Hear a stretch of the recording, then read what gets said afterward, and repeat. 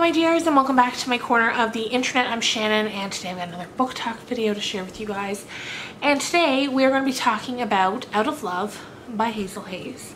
Now, if you've been around this channel for a while, you know that I have been anxiously awaiting getting to read this book. It's taken me a while to get my hands on a copy. Finally did. Blew through it in 2 days. I couldn't put it down. And I'm excited to get to talk to you guys about it today.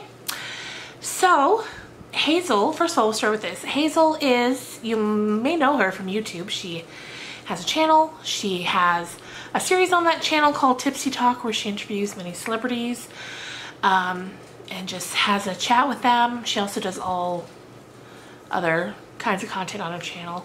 She's a filmmaker. She's a very entertaining presence on Twitter. And she's just a creator that I've always really admired, and I always thought she was very clever, very smart, drop dead gorgeous as well, if we're gonna be honest. And so when I heard about this book, I couldn't wait to read it. And the interesting thing about this story is that it's told in reverse. It's a love story told in reverse. It begins with the painful breakup. Well, even further than that, it begins with Theo, the main character's now ex-boyfriend, bless you, Trixie, coming back to their home to get his things, some of his things. And then the story flows backwards so seamlessly. And then it ends with when they had just first met, and it was such a heartbreaking story. I'm not going to go through it point by point the way I do with some of my books. To me, this is, or some of the books I talk about, some of my books, very possessive over them apparently. Some of the books I talk about, mainly because I feel like this is a character-driven novel. It's very an emotionally driven novel, and you know, the plot points aren't as important as the things that you feel when you're reading it. And I felt so many things. It's very painful. It's very painful in some parts. And it's not just focused on this relationship. That's the beautiful thing, that it focuses on so many things. While the story itself is just so perfectly told, there's also these sort of little stories within the story. These captured moments with other people that aren't Theo that are just so beautiful. Like, there's this one chapter, I think it's called Bodies, and it's about her neighbor. She meets her neighbor. Her neighbor's name is Lena, and how she kind of meets her is a bee flies into her house. And this isn't really spoilers or anything, because I don't want to spoil anything, but I'll just sort of set up the scene for you.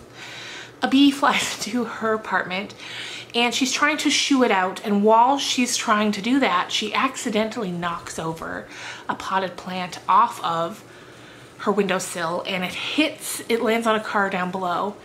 And she sort of looks up and sees this neighbor just staring at her, and she's like, oh, I hope that's not your car. And the neighbor says, no, it's not my car, it's my neighbor's car.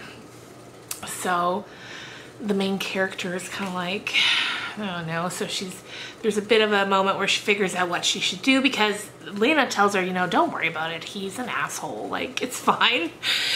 And then the main character kind of wants to know, what kind of asshole? Like, are we talking really bad or just like kind of annoying? So it's during this time that she gets to know Lena, and then they have a few days that they spend together. And the moments that they share together was so beautiful. The end of that chapter had me in tears. And there's this part where the main character kind of imagines just leaving it all behind and running away with this Lena. And by the time I got there, I was just tears. And they have a interaction that is so sweet And so it just feels so pure and it's so beautiful. And as it's being described in the book, like you can feel it like it's happening to you. Or at least I could. So Hazel, A+ on that. That was just, it was a gorgeous scene. And it made me feel many different things. Anyway, what else can I tell you about it? Oh, here's another thing. If it seems a little strange that I keep referring to, you know, the protagonist of the novel as the main character, it's because she's never given a name. She's nameless. Because she doesn't have a name, and we're not given any clue as to what her name might be. There's even a part in that chapter with Lena where she's leaving a note for the asshole neighbor whose car her pot fell on, and she signs her name, and Lena says, "Oh, that's a lovely name," or something to that effect. But still, we don't know. So because of that my brain instantly inserts Hazel into that character, and so in my mind that character's name is Hazel. So I don't know if that's what was the point of that, but that's just where my brain went. So throughout reading the whole book, it was just the character's name is Hazel. Anyway, it was a fantastic story. Hazel's a gorgeous storyteller. And because it's sort of, you know, a love story, I've said this before when I talk about love stories, I tend to avoid them, you know, full-on love stories, because so often they veer towards the cheesy and the cringy, and it's just like, ugh, I can't with that. I prefer things a little darker. So when I heard that it was a love story told in reverse, there was a split second where I was like, but then I was like, no, this is Hazel. I can't picture her sitting down, putting pen to paper, and writing a cringy story, a cringy love story. I just couldn't do it, and it's not that at all.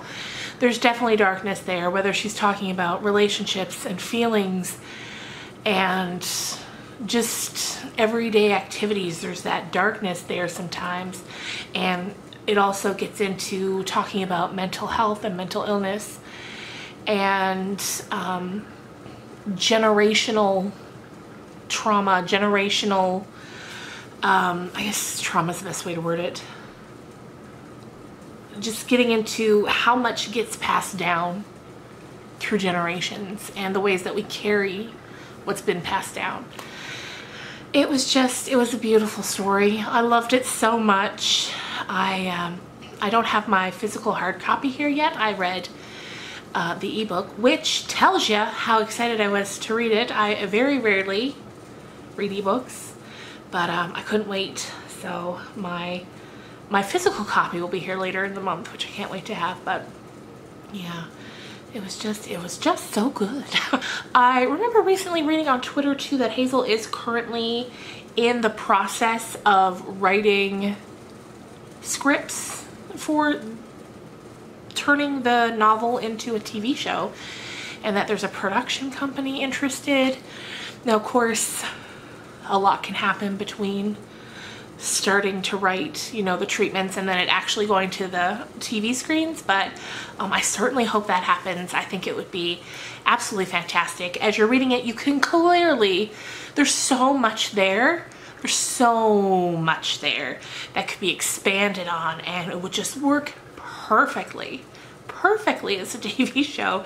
There's so many different relationships between Theo and the main character, Theo and his mother, the main character and Theo's mother, the main character and her mother, the main character and her father, her siblings, her friends. There's so much. There's just I'm not going to say so much one more time. So I hope that happens. I would love to watch that. Anyway, you guys, I am going to finish this up now so I can get this posted and share it with you. If you haven't read this book yet and you love a good character-driven story that will break your heart, but in the good sort of cathartic feeling ways, you know, it's nothing too dark, although it does, you know, there are little bits that definitely delve more into the deeper, more human type of elements. And of course those just tend to run darker, don't they? But it's nothing too dark, because I know some of you guys don't like it when it's too dark.